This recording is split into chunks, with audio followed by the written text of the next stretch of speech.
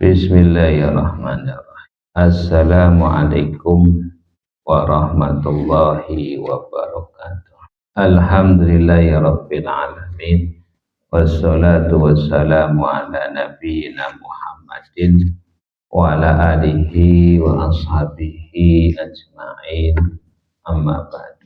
Allahumma alimna ma jahilna wanfa'na bima 'allamtana wasidna ilman nafi'an ya rabbal alamin. Bapak ibu-ibu jamaah Masjid Al-Mubarak yang mudah-mudahan dimuliakan oleh Allah Subhanahu wa ta'ala. Alhamdulillah, pada malam hari ini kita bisa mengawali kembali kajian kitab Bulughul Maram yang selama bulan suci Ramadan kita tidak mengkaji. Mudah-mudahan Allah Subhanahu wa ta'ala senantiasa memberikan keberkahan kepada kita, memberikan ilmu yang bermanfaat, karena kewajiban menuntut ilmu itu kewajiban sepanjang hayat. Jadi kalau para ulama itu menerangkan yang namanya belajar itu dari ayunan sampai liang lahat, artinya belajar sepanjang hayat. Ya, mudah-mudahan kita bisa istiqomah. Kita lanjutkan pembahasan hadis-hadis Nabi Muhammad Sallallahu Alaihi Wasallam di dalam Kitabul Janaiz, satu kitab yang membahas tentang hadis-hadis yang berkaitan dengan pengurusan jenazah, ya, baik itu dari memandikan, mengkafani, menyolati sampai nanti menguburkan. Nah, hadis-hadis yang disebutkan oleh Ibnu Hajar Al-Asqalani di dalam kitab Bulughul Maram. Kita awali dari hadis 538. Wa an Ma'qil bin Yasarin radhiyallahu an. Dari Ma'qil bin Yasar radhiyallahu an. Anna Nabiyya sallallahu alaihi wasallam, bahwasanya Nabi sallallahu alaihi wasallam qala, beliau bersabda, Iqra'u ala mautakum Yasin. Bacakanlah kalian kepada orang-orang yang hendak meninggal, artinya dalam keadaan sakaratul maut. Apa yang dibacakan? Yasin, surat Yasin. Hadis riwayat Abu Dawud, Imam Nasai, dan disahihkan oleh Ibnu Hibban. Jadi para ulama hadis di dalam menghukumi hadis ini ada yang mendhaifkan, ada yang mensahihkan. Jadi ada sebagian ulama muhaddisin, ahli hadis, mendhaifkan hadis. Ada juga yang mensahihkan, dan disebutkan oleh Ibnu Hajar Al-Asqalani, disahihkan oleh Ibnu Hibban. Nah, maka ketika ulama ahli hadis berbeda di dalam mensahihkan hadis, nanti pun di dalam kesimpulan hukum nantinya berbeda. Nah, jadi kandungan hadis ini menceritakan, bacalah oleh kalian kepada orang yang dalam sakaratul maut. Lafadz mauta itu jamak dari mayit. Yang disebut mayit atau mauta di sini adalah al-muhtador. Muhtador itu adalah man hadarahul maut, yaitu orang yang kedatangan kematian. Artinya orang yang dalam keadaan sakaratul maut itu disunahkan untuk dibacakan suratnya Yasin. Ini kandungan hadisnya demikian. Nah, meskipun di dalam masalah ini, karena ulama hadis itu berbeda di dalam mensahihkan hadis. Kalau menurut Ibnu Hibban hadisnya sahih. Kalau menurut yang lain itu di situ hadisnya adalah dhaif. Dhaifnya ada yang mengatakan munqati, artinya sanadnya itu tidak tersambung kepada Nabi. Ada yang mengatakan mutharib, mutharib itu goncang, artinya berbeda-beda di dalam redaksi hadisnya. Nah, tetapi sebagian ulama lagi itu mensahihkan hadis ini. Lah, maka bagaimana hukum membacakan surat Yasin kepada orang yang dalam keadaan sakaratul maut? Bagi ulama yang mensahihkan hadis ini, mereka mengatakan hukumnya adalah disunahkan. Bagi yang menganggap hadis ini adalah dhaif, maka kesimpulan hukumnya tidak disunah. Nah, maka di antara yang mensunahkan untuk dibacakan Yasin kepada orang yang dalam keadaan sakaratul maut yaitu Ibnu Taimiyah rahimahullahu taala di dalam kitab Al-Ikhtiyarah. Nah, beliau itu mengatakan wal qiraatu 'alal mayyiti ba'da mautihi bid'atun. Membacakan surat atau ayat kepada orang yang sudah meninggal ataupun yang dikubur itu adalah sesuatu yang bid'ah menurut Ibnu Taimiyah. Bi khilafil qiraati 'alal muhtadhar, kecuali atau berbeda hukumnya ketika membacakan surat atau ayat dari Al-Quran kepada orang yang dalam keadaan sakaratul maut, fa innaha tustahab, maka itu disunahkan untuk dibacakan biyasin dengan suratnya Yasin. Nah, ini menurut Ibnu Taimiyah. Nah, kemudian Syekh Shalih Ibn Fauzan hafizahullah taala beliau mengatakan fa'ala kulihan man fa'alahu fala inkara alaih. Nah, jadi kesimpulannya bagi orang yang membacakan surat Yasin kepada orang yang dalam keadaan sakaratul maut itu adalah perbuatan yang tidak diingkari, artinya boleh. Adapun yang tidak melakukan juga tidak mengapa, itu menurut Syekh Shalih Ibn Fauzan. Itu nah kaitannya di dalam masyarakat kan demikian ya, artinya kesimpulan hukumnya itu berbeda karena kesimpulan di dalam mensahihkan hadis. Nah, maka kita ambil pertengahan apa yang disampaikan oleh Ibnu Taimiyah atau yang disampaikan oleh Syekh Shalih bin Fauzan, artinya kalau memang yang melaksanakan maka tidak diingkari, artinya tidak mengapa. Nah, itu demikian.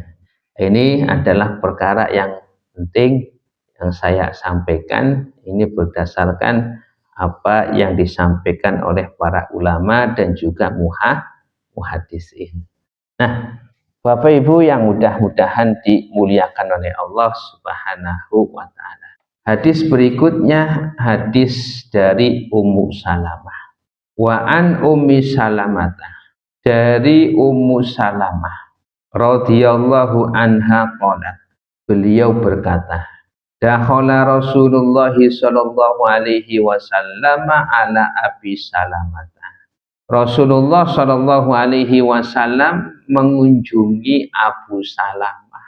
Wa qad syaqqa basaruhu, dalam keadaan matanya itu terbuka. Jadi ketika dalam sakaratul maut Nabi itu mengunjungi. Ya, Abu Salamah itu termasuk orang yang awal masuk Islam. Beliau itu ya ikut hijrah ke Habasyah, ikut hijrah ke Madinah. Ya, yang akhirnya nanti Ummu Salamah itu menjadi istrinya baginda Nabi Muhammad Shallallahu Alaihi Wasallam. Lah, ketika Abu Salamah itu meninggal, matanya itu terbuka. Nah, saya tidak menerjemah melotot, enggak. Ya, jangan diterjemah melotot, itu enggak, terbuka. Ya, syaqqa basaru. Ya, kalau syaqqa basaru itu artinya matanya itu melihat ke atas. Ya, bukan mendelik atau melotot, itu enggak, berbeda. Ya, Ya. Jadi ketika itu meninggal dalam keadaan matanya terbuka. Fa'aghmadahu, kemudian Nabi memejamkannya. Tsumma qala, kemudian Nabi bersabda, inna ruha idza qubida ittaba'ahul basar. Sesungguhnya roh ketika dicabut maka diikuti oleh mata. Nah, kemudian ditafsiri oleh para ulama, diantaranya Syekh Shalih bin Fauzan, yang dimaksud diikuti oleh mata, artinya ketika ruh dicabut mata itu bisa melihat. Ya, jadi mata itu melihat, ruh itu diangkat. Nah, sehingga ketika melihat kemudian matanya itu melihat ke atas, setelah itu ruhnya sudah tidak ada, kemudian mata kan tidak bisa balik lagi. Nah, itu demikian. Jadi makna ittaba'ahul basar, diikuti oleh mata, artinya nadzara ilaiha. Jadi mata ini apa? Melihat ruh. Nah, jadi ruh itu bisa terlihat oleh mata. Nah, ketika Abu Salamah itu telah meninggal, kemudian matanya itu ditutup oleh Nabi, fatujjana sun min ahlihi. Nah, jadi manusia dari keluarganya Abu Salamah ini menangis sehingga suaranya itu keras. Doja itu artinya bergemuruh suara. Artinya kalau orang itu banyak nangis, terisak-isak itu kan suaranya apa namanya, ya berbarengan, akhirnya bergemuruhlah di situ. Akhirnya Nabi Muhammad SAW mengingatkan, biasanya kalau orang dalam keadaan nangis, sedih, kemudian sedihnya itu berlebihan, terkadang mengucapkan sesuatu yang tidak layak. Terkadang mengucapkan sesuatu yang tidak layak, entah itu mencela atau ucapan yang tidak menerima takdir, ya, atau doa-doa yang memang jelek. Akhirnya apa? Nabi mengingatkan. Faqala, Nabi mengingatkan, Nabi bersabda, la tad'u ala anfusikum illa bi khairin. Janganlah kalian mendoakan atas diri kalian kecuali dengan sesuatu yang baik-baik saja. Artinya kalian dalam keadaan sedih, iya. Kalian dalam keadaan terpukul hatinya, iya. Tapi janganlah engkau mengucapkan kecuali sesuatu yang baik dan menjadi doa yang baik bagi kalian. Kenapa demikian? Fa innal malaikata tu'minu ala ma taqulun. Karena sesungguhnya malaikat yang datang, yang hadir pada waktu itu, mengamini apa yang kalian ucapkan. Ya, hati-hati. Ya, jadi kadang-kadang ketika orang dalam keadaan sedih yang luar biasa, hatinya itu terpukul, kadang-kadang apa, mengucapkan sesuatu yang apa namanya tidak dia sadari, dan ucapan itu adalah ucapan yang kembalinya kepada dia itu jelek. Makanya Nabi mengingatkan, janganlah kalian mendoakan diri kalian kecuali dengan doa yang baik. Nah, summa qala, kemudian ketika itu Nabi mendoakan untuk Abu Salamah dan juga keluarga Ummu Salamah. Apa doanya Nabi? Allahumma gfirli Abi Salamah. Ya Allah, berikanlah ampunan kepada Abu Salamah. Warfa darajatahu fil mahdiyin, dan angkatlah derajatnya di sekitar orang-orang yang engkau beri petunjuk. Wafsah lahu fi qabrihi, dan luaskanlah kuburnya. Wa nawwir lahu fihi, dan terangilah kuburnya. Wakhlufhu fi aqibi, dan gantilah untuk keluarganya setelah peninggalannya. Hadis riwayat Imam Muslim. Nah, dari hadis ini Bapak Ibu yang mudah-mudahan dimuliakan oleh Allah, ada beberapa pelajaran yang disampaikan oleh para ulama. Di dalam hadis ini menunjukkan disyariatkannya ketika ada kita itu mendengar saudara kita atau tetangga kita atau teman kita dalam keadaan sakaratul maut, maka disunnahkan untuk mendatanginya. Ya, kalau dengar tetangganya dalam keadaan sakaratul maut, ya itu disunahkan ya untuk mendatanginya itu demikian. Apalagi kalau memang, mohon maaf, kalau misalnya kita punya tetangga yang tidak tahu bagaimana cara mentalkin, ya, atau bagaimana ketika tetangga kita yang tidak bisa, tidak ada yang bisa membacakan Al-Quran kepada orang yang dalam keadaan sakaratul maut. Nah, maka ya itulah kalau memang mendengar ada yang demikian, ya jadi kita itu ya hadir untuk mentalkin. Nah, itu demikian. Nah, jadi ya kasihan. Ada kasus, Pak. Satu rumah itu tidak ada yang sholat, Pak. Satu tidak ada yang sholat dan tidak ada yang bisa baca Quran, Pak. Nah, kemudian ketika itu datang ke saya, cuma nangis-nangis doang, Pak. Nah, itu. Maka inilah kalau memang ada tetangga kita itu, apalagi tetangga yang tidak bisa baca Quran, yang tidak pernah sholat, ya dalam keadaan sakaratul maut, nah itu ya kita hadir ya untuk mentalkin. Ya mudah-mudahan dengan talkin kita itu ya Allah mengampuni. Yang susah itu kalau pasang susuk, Pak. Nah itu anunya lama sekali itu. Nah, jadi intinya adalah ketika ada kita mendengar saudara kita atau tetangga, apalagi yang memang tidak pernah sholat, ya kemudian apa namanya, tidak ada yang bisa ngaji, kita datang. Nah, jangan acuh, biarkan saja itu, biarkan matinya itu rasakan sendiri, jangan. Ya minimalnya kita datang, ya kita kasih tahu inilah pentingnya panjenengan semua itu apa bisa ngaji. Inilah pentingnya semuanya panjenengan itu sholat. Nah, jadi dimudahkan di dalam apa sakaratul maut. Nah, di situ. Nah, kemudian di dalam hadis ini Bapak Ibu itu menunjukkan keadaan mayit itu terkadang ya apa namanya matanya itu terbuka. Jadi kalau awal-awal itu dicabut itu pasti matanya ini ya, ke atas. Maka disyariatkan untuk segera ya dipejamkan matanya. Ya. Jadi memejamkannya itu dengan jari kita, Pak. Ini. Nah, jadi kayak gini nih. Jangan pakai tutup kayak ini doang, jangan. Jarinya sini, set. Tapi jangan ditekan keras enggak. Ya. Sini aja, tapi agak lama, agak lama. Jadi pakai jari kayak gini. Ya. Ya, tengah atau jempol itu. Jadi demikian. Jadi tutup kayak gini. Jangan kayak gini, ini jangan. Biar pas ini kayak gini matanya. Nanti agak lama ya jangan disetor, tapi agak lama. Itu ada doanya. Hah? Enggak usah doa di situ aja ditutup aja. Ya. Kalau mau doa pakainya doa tadi. Ya, doanya Nabi Muhammad Shallallahu Alaihi Wasallam. Allahumma firlahu wafsah lahu fi qabrihi wa nawir lahu fi qabrihi. Ya. Wakhluf lahu fi aqibi. Tidak apa-apa doanya ini. Itu tutup. Ya, jadi kalau matanya apa ke atas itu yang tutupnya yang lebih cepat pakai jari gini. Kemudian agak lama dipegangnya. Nah, gitu. Nah, itu jadi ini ikhmat artinya menutup mata. Kalau dibiarkan itu susah Pak nutupnya, Pak.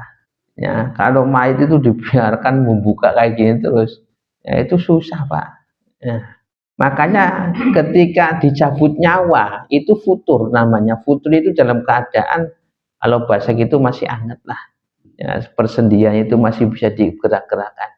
Nah, itu kalau sudah agak lama itu sudah kaku. Itu jadi ketika mata itu dipegang pakai jari, ya kemudian apa namanya agak ditekan tapi di apa namanya beberapa agak lama lah itu. Biar dipastikan ketika kita apa namanya lepas sudah menutup. Nah ini jadi disyariatkan ketika melihat mayit matanya terbuka itu ditutup. Kemudian di dalam hadis ini juga adalah anjuran dari Nabi supaya keluarga si mayit itu harus bersabar. Makanya as-sabru fi sodamatil ulah. Kesabaran yang paling berat itu ketika baru terkena musibah. Awal-awal kena musibah untuk sabar itu memang gak berat. Ya, awal-awal itu. Ya, ini manusiawi. Makanya Nabi itu mengingatkan. Ya, supaya apa? Supaya sabar. Nah, kemudian di dalam hadis ini juga anjuran untuk mendoakan si mayit yang muslim, mendoakan kebaikan. Artinya Nabi itu mendoakan untuk Abu Salamah maghfirah, mendoakan warfa darajatahu fil mahdiyin, supaya diangkat derajatnya, ya wafsah lahu fi qabrihi, dan mudah-mudahan kuburannya itu diluaskan, wa nawir lahu fihi, dan kuburannya itu diterangi, dan mudah-mudahan ada ganti yang lebih baik bagi keluarganya. Doanya Nabi ini dikabulkan oleh Allah. Ya, dengan apa? Allah ganti Abu Salamah dengan siapa? Dengan Nabi Muhammad Shallallahu Alaihi Wasallam. Langsung dijawab oleh Nabi. Nah, dalam hadis ini juga menunjukkan adanya siksa kubur. Ya, adanya apa? Siksa kubur. Nah, ini akidah yang harus kita yakini. Kenapa Nabi itu mendoakan supaya diluaskan kuburnya?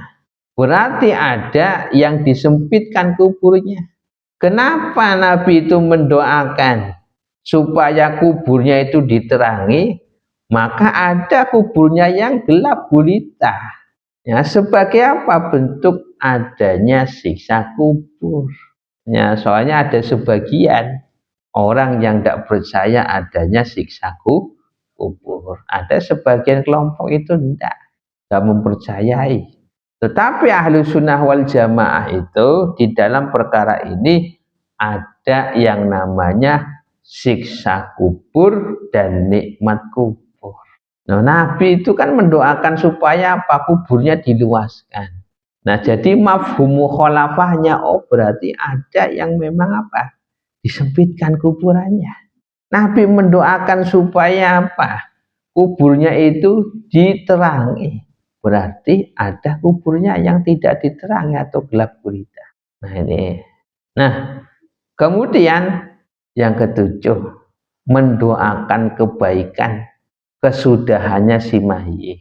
Nah, makanya kalau takziah itu, ya itu kita doakan mudah-mudahan Allah mengganti yang lebih baik. Ya, mudah-mudahan dengan musibah ini diberi pahala oleh Allah dan digantikan yang lebih baik oleh Allah Subhanahu wa taala.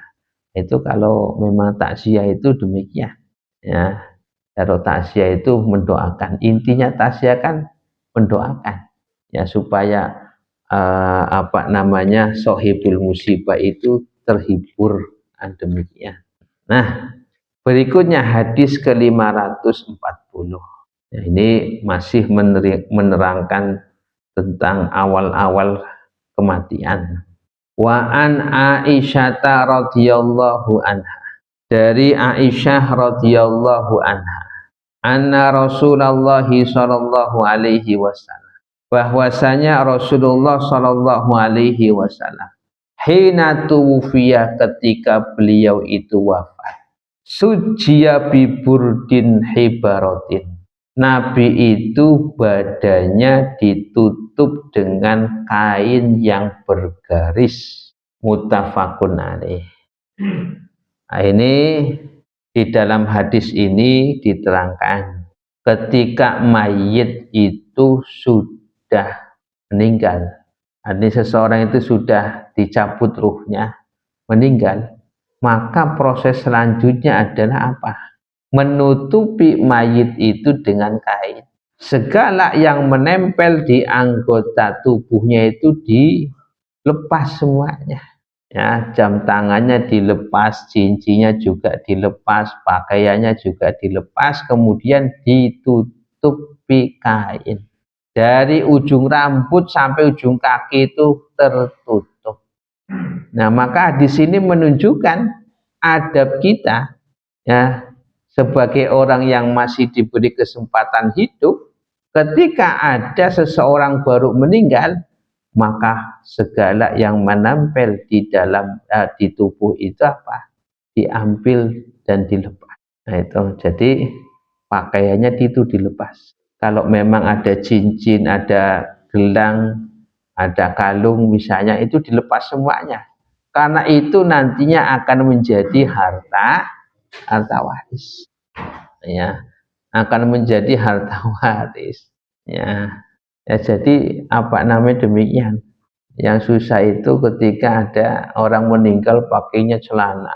Nah, itu lepasnya itu agak susah. Ya, saya punya santri itu meninggal karena serangan jantung. Ya, ketika itu ibunya itu nangis terus itu. Ya, dan waktu itu ya memang dalam keadaan sepi itu. Nah, akhirnya ini sudah tidak ada. Akhirnya pakainya itu kan dobelan Pak. Sudah pakai jaket, pakai kemeja, pakai kaos dalam lagi itu. Nah itu, pakai celananya juga double Pak. Nah, jadi ini artinya apa? Ini yang apa namanya kalau membuka pakaian si mayit itu jangan apa namanya, jangan kasar-kasar itu. Kalau memang bisa dilepas dengan halus ya dilepas. Kalau memang tidak bisa seperti kaos, ya sudah digunting saja, tidak masalah. Digunting itu. Ya. Soalnya kalau dibolak-balikan itu kan nanti terlihat auratnya. Nah itu. Sampai mohon maaf celana dalamnya juga diadukan semuanya. Nah itu nanti ditutupi apakah kain. Nah itu demikian. Jadi apa yang menempel ketika dia meninggal itu dilepas semuanya. Ya kecuali yang susah seperti apa? Gigi emas. Ya ini gigi. Ya, kalau ada mayit ya punya gigi emas ini ya sudah tidak usah dicopot. Ya, supaya nanti menyakiti mayit, apalagi yang sudah permanen giginya itu. Nah, intinya apa? Intinya ketika ada orang baru meninggal, kemudian pakai pakaian, segala yang menempel di badan itu dilepaskan, kemudian ditutup dengan kain yang kain yang tidak tembus pandang. Nah, bukan kain yang tipis tembus pandang, nah, kain yang tebal. Nah, maka disebutkan di sini Nabi itu ketika baru meninggal, Nabi itu ditutupi kain. Yang kainnya itu kain bergaris dan disebutkan oleh sebagian ulama kain ini yang disukai oleh Nabi. Ya, dan kain ini berasal dari Yaman. Ya, jadi demikian. Jadi inti daripada hadis ini adalah ketika ada orang yang baru meninggal maka ditutupi dari ujung rambut sampai ujung kaki. Kalau kita ditutupi pakai tapih kan itu, ya tidak apa-apa, tapih ataupun kain yang lain juga tidak masalah itu. Yang penting tertutup. Ya sebelum dimandikan itu demikian ditutupi dulu. Ya, jangan terbuka wajah, meskipun wajahnya itu harus ditutup. Ya, artinya ketika sebelum dimandikan, yaitu wajahnya jangan terbuka, tertutup semuanya. Yaitu namanya suci ya. Suci ya itu artinya apa namanya ditutup secara utuh. Namanya suci ya itu. Nah, ya kecuali kalau nanti ada hadis berikutnya ketika ada keluarga yang ingin mencium itu tidak masalah. Nah, hadis ke-541. Wa anha dan dari Aisyah radhiyallahu anha. Anna Abu Bakrin As-Siddiq, bahwasanya Abu Bakar As-Siddiq radhiyallahu anhu qabbala Nabiyya sallallahu alaihi wasallam. Beliau mencium Nabi Muhammad sallallahu alaihi wasallam ba'da mautihi setelah beliau meninggal. Rawahul Bukhari, hadis riwayat Imam Bukhari. Hadis ini menceritakan diriwayatkan oleh Aisyah. Aisyah menceritakan ketika Nabi Shallallahu Alaihi Wasallam meninggal. Nah, kemudian ketika Nabi itu telah ditutupi, sahabat Abu Bakar As-Siddiq itu mencium Nabi. Artinya mencium wajah Nabi Muhammad Shallallahu Alaihi wasallam. Maka di dalam hadis ini diperbolehkan untuk mencium kening si mayit. Ya, jadi ketika sebelum dimandikan, ya, ataupun misalnya sudah dikafani, yaitu dibuka wajahnya tidak mengapa. Ya, artinya boleh dibuka wajahnya untuk dicium. Nah, maka ini artinya boleh mencium si mayit. Ya, artinya ketika ada saudara ataupun teman dekat yang memang akrab dengan kita, itu kita buka, kita cium keningnya, itu tidak mengapa. Nah, kalau yang bukan mahram ya jangan, itu kan. Ya, tentunya demikian. Ya. Jadi Nabi Muhammad SAW pun pernah melakukan demikian. Ada sahabat yang bernama Utsman bin Mad'un. Sahabat Utsman bin Mad'un ini ketika dia meninggal, Nabi Muhammad SAW pun menciumnya. Ini sahabat Utsman bin Mad'un. Ketika dia meninggal, kemudian Nabi itu bertaksiyah, kemudian dicium oleh Nabi Muhammad SAW. Jadi hadis ini menunjukkan bolehnya untuk menyingkap wajah si mayit. Ketika mayit itu kan ditutupi tadi oleh kain, kemudian ada saudara ingin melihat wajahnya yang terakhir, itu diperbolehkan. Atau ketika menyingkap untuk dicium, itu juga diperbolehkan. Dengan catatan, tidak meratapi mayit. Nah, biasanya ada orang, ya, saudara dari jauh, ya, kemudian buka wajahnya langsung itu nangis. Kemudian itu nangisnya jerit-jerit. Ya, itu dengan catatan tadi, artinya bisa sanggup menahan diri untuk tidak meratapi. Ya, kalau ditakutkan meratapi ya jangan. Ya, itu. Soalnya ya tadi, kalau nangisnya itu tidak terkontrol, akhirnya apa? Akhirnya menjadi meratapi. Ya, jadi boleh membuka wajah si mayit, boleh mencium keningnya si mayit, ya, dengan catatan tadi, ya, tidak diikuti dengan meratapi. Ya, kalau diikuti dengan meratapi tidak boleh. Nah, itu kesimpulan hukumnya.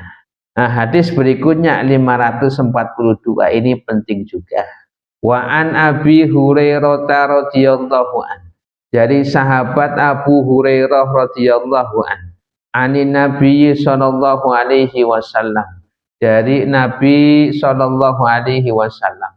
Qala, beliau bersabda, nafsul mu'mini mu'allaqatun bidainihi. Jiwa seorang mukmin itu tergantung dengan hutangnya. Hatta yukdu anhu, sampai hutangnya itu dilunasi. Rawahu Ahmadu, hadis riwayat Imam Ahmad, wa Tirmidzi dan Imam Tirmidzi, wa hasanahu, dan hadis ini dihasankan oleh Tirmidzi. Ala kulli hal, hadisnya itu adalah hasan. Nah, hadis ini kandungannya apa? Jiwa seorang mukmin itu tergantung. Maksudnya tergantung itu mahbusatun an dukhulil jannah. Itu tercegah untuk masuk surga. Nah, artinya divonis masuk surga, tapi masuk surganya nanti dulu. Nah, jadi maksud tergantung karena hutangnya itu maksudnya tercegah untuk masuk surga. Ya, tayyib. Ya, insyaallah nanti kita lanjutkan pada pertemuan yang akan datang. Kita akhiri, subhanakallahumma bihamdika asyhadu an la ilaha illa anta astaghfiruka wa atubu ilaik. Assalamualaikum warahmatullahi wabarakatuh.